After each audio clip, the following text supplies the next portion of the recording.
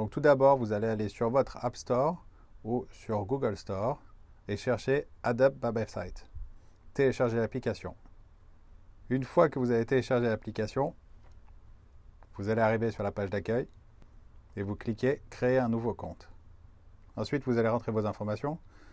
Donc dans mon cas, Damien, Fenoli, mon email, la confirmation de votre email.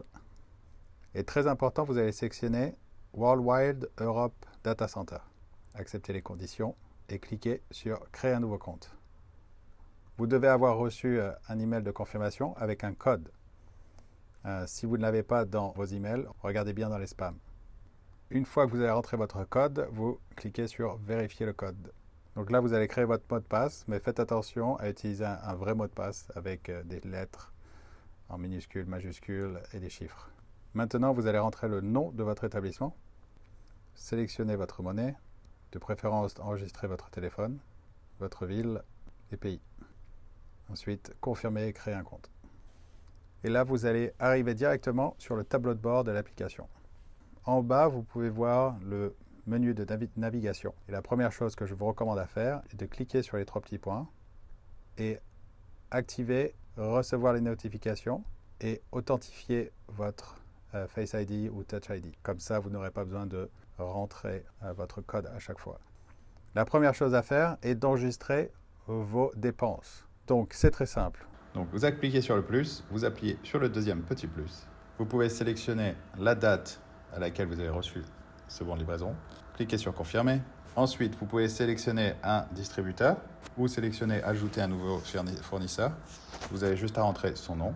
On va l'appeler Nouveau fournisseur. Vous pouvez rentrer le numéro de votre facture ou non, comme vous désirez. Ensuite, le montant hors taxe.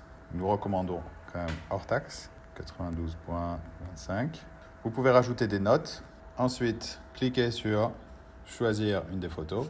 Et si vous n'avez pas de photo sélectionnée, vous pouvez cliquer sur la caméra pour prendre en photo votre bon de livraison. Ensuite, vous cliquez sur Utiliser cette photo et elle va se télécharger. Pour continuer à prendre d'autres photos, vous avez juste à appuyer sur la caméra et continuer à prendre en photo plusieurs bons de livraison. Ensuite, vous cliquez en haut à droite sur Sélectionner et sélectionnez bon de livraison associé au bon que vous êtes en train de créer et cliquez sur Ajouter à la sélection.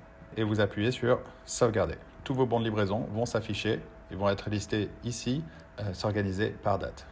Ensuite, vous pouvez sélectionner une période pour sélectionner seulement les bons de livraison dans une période déterminée. Ensuite, en haut à droite, vous pouvez cliquer sur Exporter. Ça va vous envoyer un Excel sur votre email adresse avec laquelle vous avez enregistré votre compte. Et cet Excel est un condensé de toutes les commandes que vous avez reçues sur la période sélectionnée. Vous allez voir un résumé sur le montant total dépensé par distributeur de la période sélectionnée. Et ensuite, vous allez voir le montant de bons de livraison par supplier. Ensuite, la deuxième partie est de rentrer votre chiffre d'affaires. Donc, vous avez deux façons d'enregistrer votre chiffre d'affaires. Vous pouvez le rentrer par jour ou par semaine. Si c'est par jour, eh bien, vous appuyez sur le plus, vous sélectionnez la date. Ensuite, vous rentrez le montant de votre chiffre d'affaires hors taxe de préférence et cliquez sur Sauvegarder. Tous vos chiffres d'affaires vont être sauvegardés ici, organisés par date. Si vous voulez enregistrer par semaine, cliquez sur le plus, sélectionnez un jour de la semaine. On va dire tous les dimanches, vous enregistrez votre chiffre d'affaires de la semaine. Et cela va vous permettre de vous donner accès à des analytiques simples mais pertinentes. Pour aller aux analytiques, on appuie sur l'icône du tableau de bord. Pour que ces analytiques soient efficaces, nous recommandons aux utilisateurs de les regarder une fois par semaine, de préférence en début de semaine, le lundi ou le mardi, pour comprendre l'historique de ces achats et pour pouvoir mieux évaluer les dépenses de la semaine à venir pour rester dans notre budget. Donc le premier graphique représente le comportement d'achat comparé aux ventes. Ce graphique représente les 4 dernières semaines. Il y a deux lignes, la ligne orange qui représente les ventes et la ligne grise qui représente les achats. Et ce que nous ne voulons pas voir, c'est que la ligne grise soit au-dessus de la ligne orange 2 semaines d'affilée.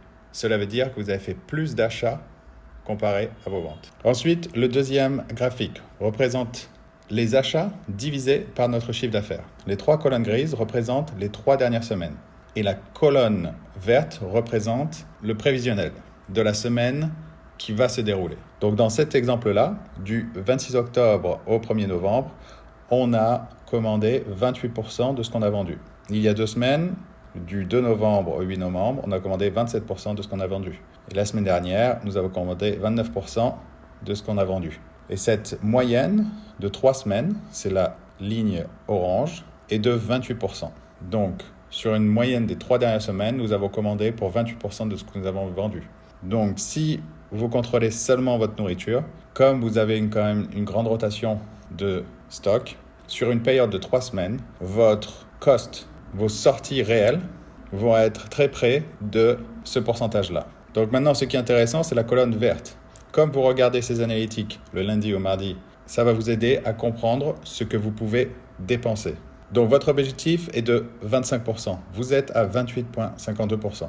Donc la colonne verte vous dit que si vous voulez redescendre de 28 à 25%, dans la semaine qui est en train de se dérouler, vous ne pouvez pas commander plus de 14% de ce que vous allez vendre.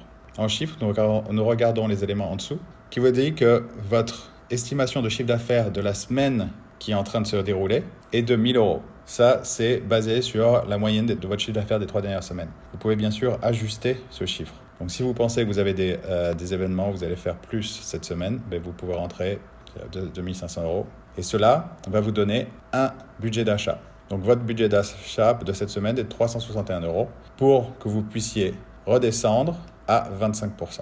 Donc encore une fois, ces analytiques ne sont pas là pour vous dire vous n'avez pas le droit de commander. Ces analytiques sont là pour vous dire êtes-vous sûr d'avoir besoin de commander ces achats cette semaine? Pouvez-vous les repousser à la semaine prochaine? Le but de cette analytique, d'essayer de faire changer les habitudes d'achat de votre chef ou de votre bar manager et de réfléchir à 2 fois avant de passer les commandes.